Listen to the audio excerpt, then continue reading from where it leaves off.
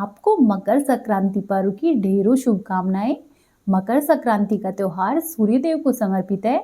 इस दिन सूर्यदेव मकर राशि में प्रवेश करते हैं, इसीलिए सूर्यदेव को काले तिल अर्पित करने चाहिए और उनकी पूजा पूरे विधि विधान से करनी चाहिए।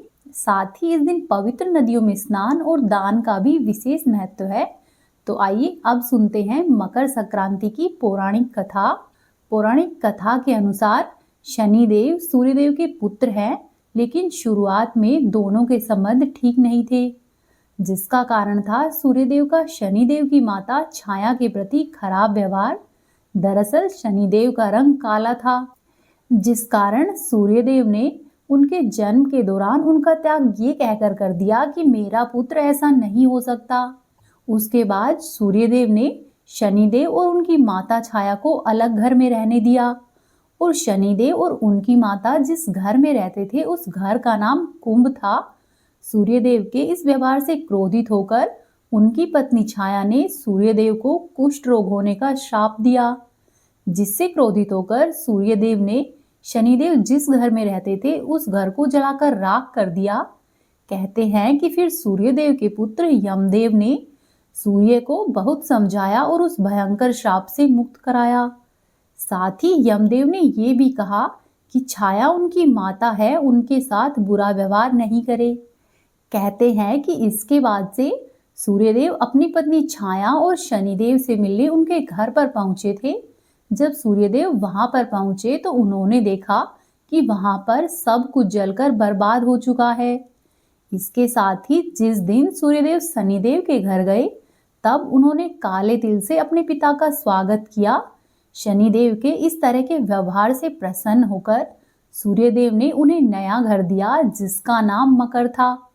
कहते हैं कि इसके बाद से ही शनिदेव कुंभ और मकर राशियों के स्वामी हो गए। घर देते समय सूर्यदेव ने शनिदेव से यह भी कहा कि जब भी वह मकर संक्रांति पर उनके घर पर आएंगे तो उनका घर धन धान्य से भर जाएगा। इस दिन जो भी लोग मुझे काले तिल अर्पित करेंगे उनके जीवन में सुख समृद्धि की कभी भी कोई कमी नहीं रहेगी। यही वजह है कि मकर संक्रांति के मौके पर सूर्यदेव की पूजा में काले तिलों का इस्तेमाल आवश्यक रूप से किया जाता है। अब आप सुनिए मकर संक्रांति पर्व की अगली कथा। एक बार की बात है, राजा सगर ने अश्वमेध यज्ञ का अनुष्ठान किया और अपने यज्ञ के अश्व को विश्व विजय के लिए छोड़ दिया। इंद्रदेव ने उस अश्व को छल से कपिल मुनि के आश्रम में बांध दिया। जब यज्ञ का अश्व वापस राजमहल में नहीं लौटा तो राजा ने अपने पुत्रों से कहा कि जाकर देख कर आओ अश्व कहाँ पर है। जब राजा के पुत्र आए तो उन्होंने देखा कि यह अश्व तो कपिल मुनि के आश्रम में बंधा हुआ है। आश्रम में आकर राजा के 60,000 पुत्र कपिल मुनि से युद्ध करने के लिए तैयार हुए। तब कपिल मुनि ने उन सबको श्राप देकर भस्म कर दिया। राजकुमार अंशुमान, जो कि राजा सगर के पोते थे, उन्होंने कपिल मुनि के आश्रम में आकर विनती की और अपने बंधुओं के उद्धार का रास्ता पूछा। तब कपिल मुनि ने बताया कि इनके उद्धार के लिए गंगा जी को धरती पर लाना होगा। तब राजकुमार अंशुमान ने तय किया कि उनके वंश का कोई भी राजा चैन से नहीं बैठेगा जब तक कि गंगा मैया धरती पर नहीं आ जाती। गंगा जी को धरती पर लाने के लिए राजकुमार अंशुमान ने कठिन तपस्या की और उसी तपस्या के चलते अपनी जान गंवा दी। भागीरथ, जो कि राजा दिलीप के पुत्र और राजकुमार अंशुमान के पौत्र थे, वे गंगा नदी को पृथ्वी पर लेकर आए। राजा भागीरथ ने कठोर तपस्या की और गंगा जी को प्रसन्न करके उनको धरती पर लाने के लिए मना लिया।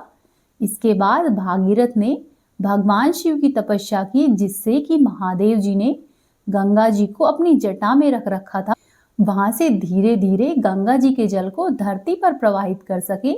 भगवान शिव ने भागीरथ की कठिन तपस्या से प्रसन्न होकर उसे इच्छित वरदान दिया। इसके बाद गंगा जी महादेव जी की जटाओं में समाहित हुई और उसके बाद धरती के लिए प्रवाहित हुई। भागीरथ ने गंगा जी को रास्ता दिखाया। भागीरथ आगे आगे चलते गए और गंगा मैया पीछे पीछे चलती गई। भागीरथ गंगा जी को लेकर कपिल मुनि के आश्रम पर गए, जहां पर उनके पूर्वजों की राख उद्धार के लिए प्रतीक्षा कर रही थी। कहते हैं कि गंगा जी की पावन जल से भागीरथ के पूर्वजों का उद्धार हुआ। उसके बाद गंगा जी सागर में मिल गई। कहा जाता है कि जिस दिन गंगा जी कपिल मुनि के आश्रम पर पहुंची, वह दिन मकर संक्रांति का दिन था। इसी कारण से सभी श्रद्धालु गंगा नदी में स्नान करते हैं। प्रिय भक्तों, आज ही से कुंभ के मेले का शुभारंभ होगा।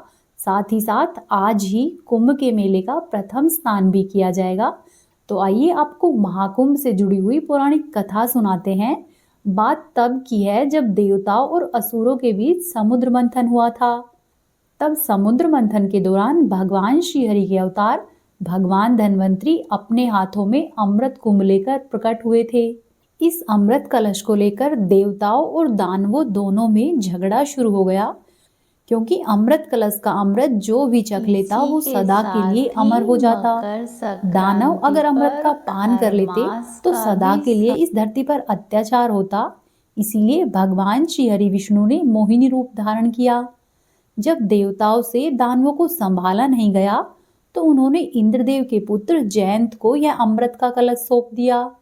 जयंत ने कोए का रूप धारण करके राक्षसों से अमृत कलश को बचाने की कोशिश की, लेकिन जब वो अमृत कलश लेकर भाग रहे थे तो उस अमृत कलश से 4 बूंदें गिरी, जो कि प्रयागराज, उज्जैन, हरिद्वार और नासिक में गिरी।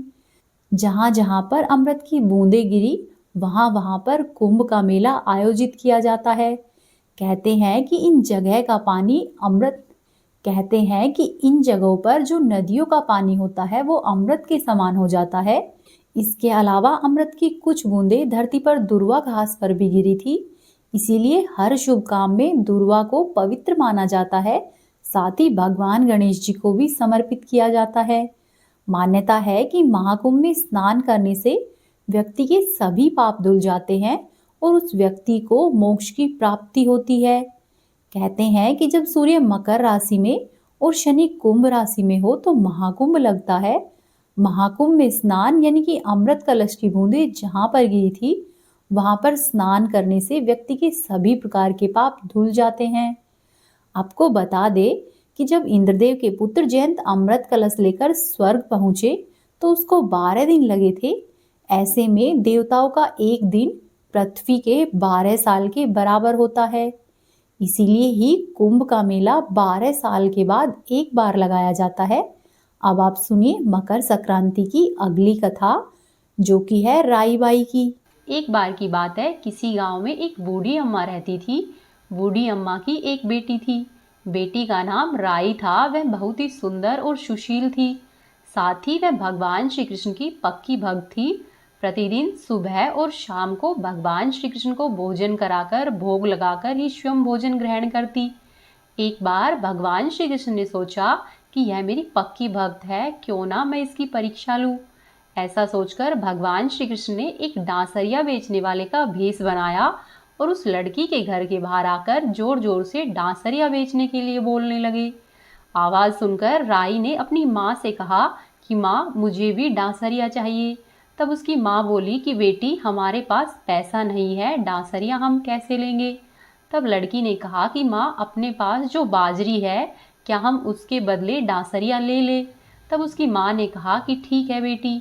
ऐसा कहकर दोनों माँ बेटी बाजरी लेकर डांसरिया वाले के पास पहुंची और डांसरिया वाले के पास जाकर बोली कि इसके बदले में हमें डांसरिया दे दो। तब भगवान ने उस बाजरी को अपने हाथ में लिया और उस बाजरी को फूंक मारी तो बाजरी में जो फूस थी वह उड़कर राई की आंखों में चली गई। राई जोर जोर से रोने लगी और भगवान वहां से अंतर्ध्यान हो गए। थोड़ी ही देर में वैद्य का रूप धारण करके भगवान वहां पर आए और आवाज देने लगे कि मैं वैद्य हूँ, किसी को कोई बीमारी हो तो ठीक करवा लो। राई की माँ दौड़कर बाहर आई और बोली कि वैद्य जी, मेरी बेटी की आंखों में फूस गिर गया है, आप उसे निकाल दो।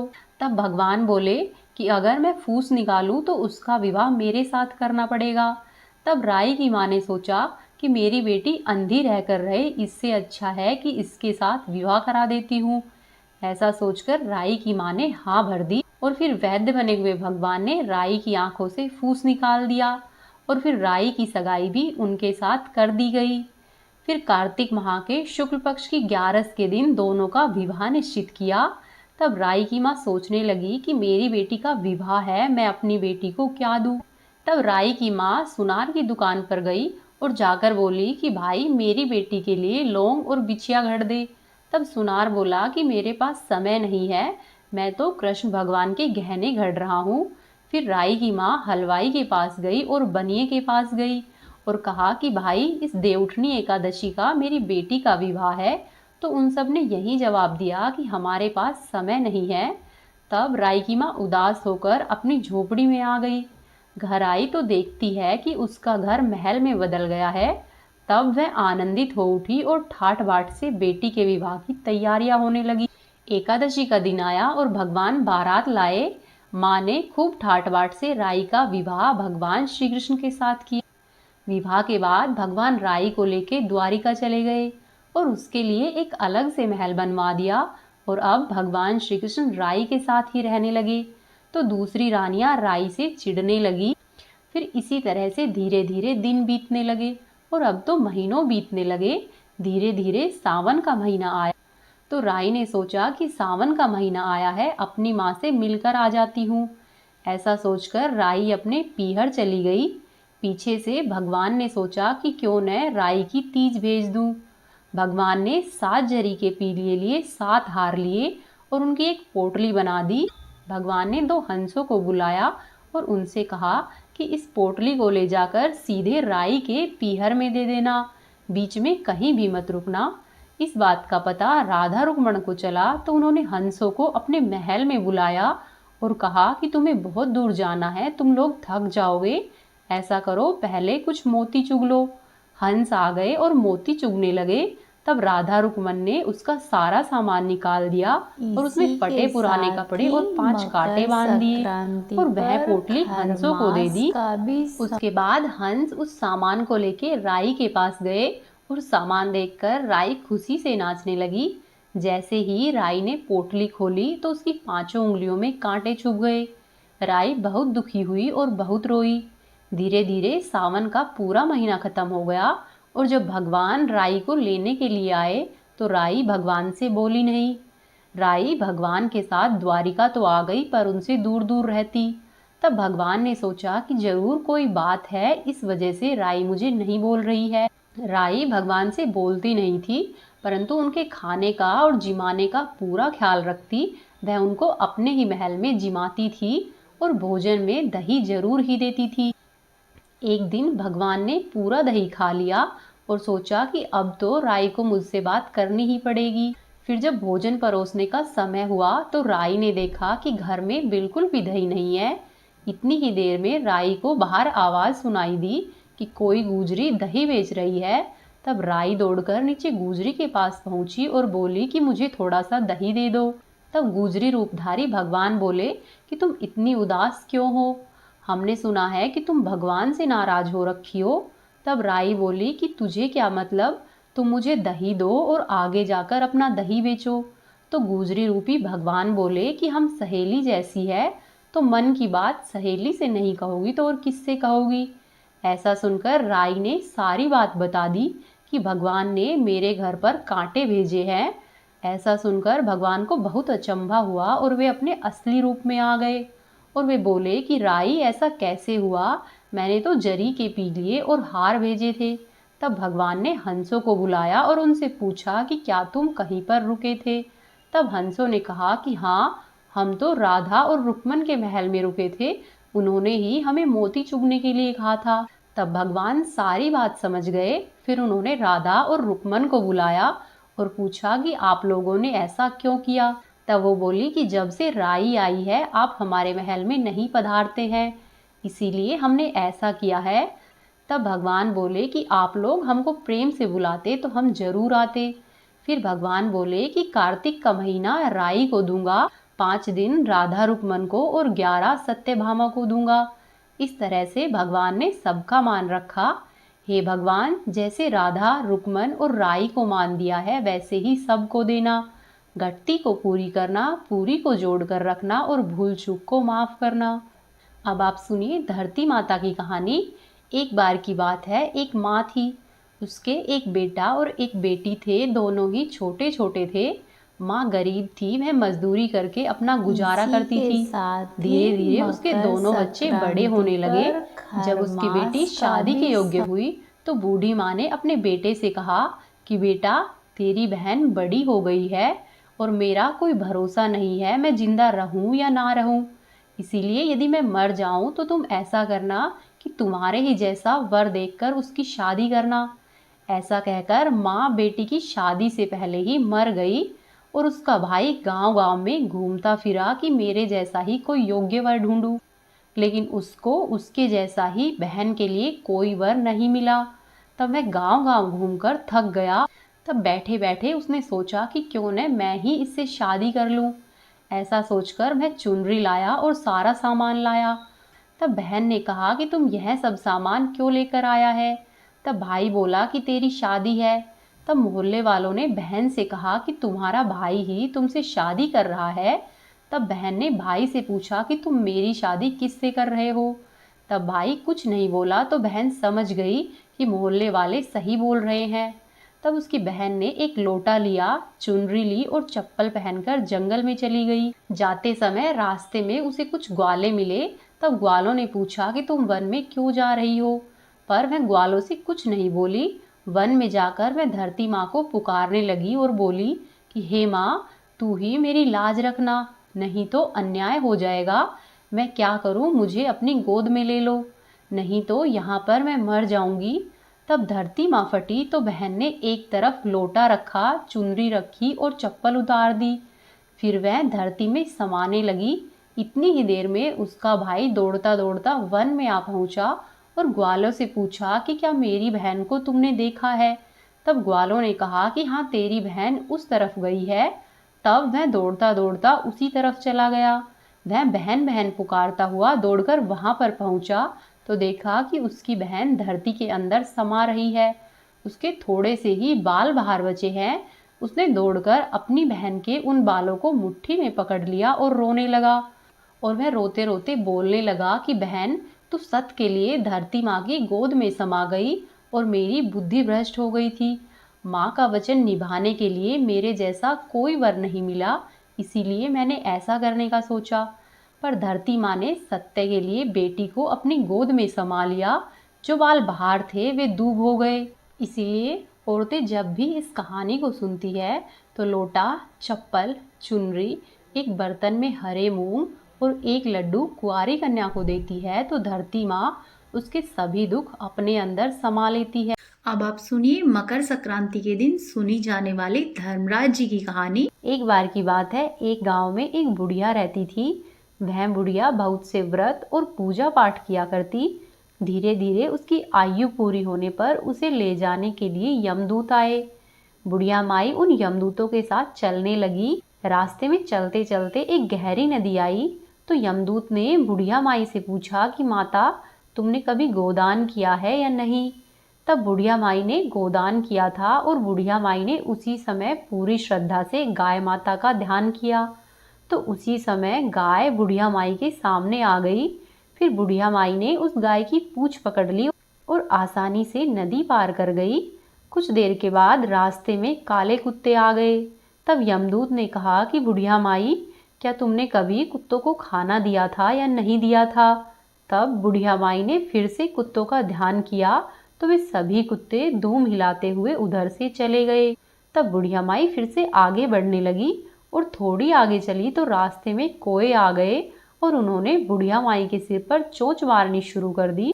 तब यमदूत बोले कि बुढ़िया माई, क्या तुमने तुम्हारे पूरे जीवन काल में कभी भी किसी ब्राह्मण की बेटी के सिर में तेल लगाया था या नहीं? तब बुढ़िया माई ने फिर से ब्राह्मण की बेटी का ध्यान किया तो कोए ने बुढ़िया माई को चोंच मारनी बंद कर दी और सभी कोए वहां से उड़कर चले गए। कुछ दूर आगे चले तो बुढ़िया माई के पैर में कांटे चुभने शुरू हो गए। तो यमदूत बोले कि बुढ़िया माई, क्या तुमने कभी खड़ाऊ का दान किया था या नहीं किया था? तब बुढ़िया माई ने फिर से अपने उसी दान का ध्यान किया तो बुढ़िया माई के पैरों में खड़ाऊ आ गई। फिर बुढ़िया माई को कांटे चुभने बंद हो गए और बुढ़िया माई फिर आगे बढ़ी। तो चित्रगुप्त जी ने यमराज से कहा कि आप यहाँ पर किसे लेकर आए हो? तब यमराज जी बोले कि बुढ़िया माई ने दान पुण्य तो बहुत किया है, लेकिन उन्होंने अपने जीवन में धर्मराज जी के लिए कुछ भी नहीं किया, इसीलिए आगे के द्वार इसके लिए बंद है। धर्मराज की इस तरह की सारी बातें सुनने के बाद बुढ़िया माई बोली कि हे प्रभु, यदि आप मुझे 7 दिन के लिए धरती पर वापस भेज दे तो मैं पूरी श्रद्धा से धर्मराज जी का व्रत और व्रत का उद्यापन करके यहाँ पर वापस लौट आऊंगी। ऐसा कहने पर यमराज जी ने उसे वापस से धरती पर भेज दिया। बुढ़िया माई अपने गांव आ गई और गांव वालों ने उसे भूतनी समझा और अपने अपने घर के दरवाजे बंद कर दिए। जब बुढ़िया माई अपने घर पर गई तो उसके बेटे बहू ने भी डर के मारे दरवाजे बंद कर दिए। तब बुढ़िया ने कहा कि बच्चों, मैं भूतनी नहीं हूँ, मैं तो धर्मराज जी की आज्ञा से सिर्फ 7 दिनों के लिए ही धरती पर वापस आई हूँ। इन 7 दिनों में मैं धर्मराज जी का व्रत करूंगी और उद्यापन करूंगी। ऐसा करने से मेरे लिए परलोक के रास्ते खुल जाएंगे। बुढ़िया माई की बातें सुनकर उसके बेटे और बहू ने पूजा की सारी व्यवस्था कर दी, लेकिन जब बुढ़िया कहानी कहती तब वह दोनों हुंकारा नहीं भरते। जिसके बाद बुढ़िया माई ने अपनी पड़ोसन को कहानी सुनाई और उसकी पड़ोसन ने हुंकारे भरे। इस तरह से 7 दिन धर्मराज जी की विधि विधान से पूजा और उद्यापन करने के बाद धर्मराज जी ने बुढ़िया को लेने के लिए विमान भेजा। स्वर्ग से जब विमान आया हुआ देखा तो उसके बेटे बहू साथ जाने लगे और सारे गांव वाले भी स्वर्ग जाने के लिए तैयार हो गए। तब बुढ़िया माई ने कहा कि तुम लोग क्यों तैयार हो रहे हो? मेरी कहानी तो सिर्फ पड़ोसन ने सुनी है, इसीलिए मेरे साथ केवल वही जाएगी। तब सारे गांव वाले बुढ़िया माई से धर्मराज जी की कहानी सुनाने का आग्रह करने लगे। तब बुढ़िया माई ने उनसे भी कहानी सुना दी। कहानी सुनाने के बाद सारे गांव वाले विमान में बैठकर स्वर्ग जाते हैं। तब धर्मराज जी कहते हैं कि मैंने तो विमान केवल बुढ़िया माई के लिए ही भेजा था, लेकिन इन सब लोगों को यहाँ पर लेकर क्यों आए हो? तब बुढ़िया माई कहती है कि हे धर्मराज जी, मैंने अपने जीवन में जो भी पुण्य किए हैं, मैं उनमें से आधा भाग अपने गांव वालों को देना चाहती हूँ। इस तरह से धर्मराज जी ने गांव वालों को भी स्वर्ग में जाने दिया। हे धर्मराज जी, जैसे आपने बुढ़िया माई और उसके सभी गांव वालों को स्वर्ग में जगह दी है, उसी तरह से हमें भी देना। कहानी को कहने वाले, सुनने वाले और हुंकारा भरने वाले सभी को देना। बोलिए धर्मराज महाराज की जय, बोलिए यमराज जी की जय। अब आप सुनिए मकर संक्रांति के दिन सुनी जाने वाली पोपा बाई की कहानी। इसी गांव में एक पोपा बाई रहती थी। वह बहुत ही नियम से व्रत किया करती। एक दिन उसने भाई और भाभी से कहा कि मैं शादी नहीं करूंगी, इसीलिए मेरी झोपड़ी गांव के बाहर बना दो और गांव के सभी लोगों से कह देना कि वे अपनी गाय बछड़ों को मेरे पास घास फूस चरने के लिए भेज दे और जो कुछ बचा कुचा खाना है वो मुझे खाने को दे दे। उसके भाई भाभी ने उसके कहे अनुसार ही किया। गांव के बाहर उसकी झोपड़ी बना दी गई। धीरे धीरे समय व्यतीत हुआ। पोपा बाई अपनी झोपड़ी में खुश रहने लगी और दिन भर गाय और बछड़ों को चराती। एक दिन की बात है, नगर का राजा शिकार खेलने के लिए जंगल में आया और गांव के बाहर उसने जंगल में बनी हुई झोपड़ी देखी। झोपड़ी के पास जाकर उस राजा ने आवाज लगाई कि कौन है, लेकिन भीतर से कोई भी आवाज नहीं आई। तब वह राजा लगातार दरवाजा खटखटाता रहा। तब पोपा बाई उठी और कहने लगी कि तुम कौन हो जो बार बार दरवाजा बजा रहे हो? तुम क्यों आवाज लगा रहे हो? तब राजा ने कहा कि मैं यहाँ का राजा हूँ और तुम्हारे साथ विवाह करना चाहता हूँ। पोपा बाई ने कहा कि जहाँ से आए हो वहीं पर वापस चले जाओ, मैं किसी पराये आदमी का मुंह नहीं देखती।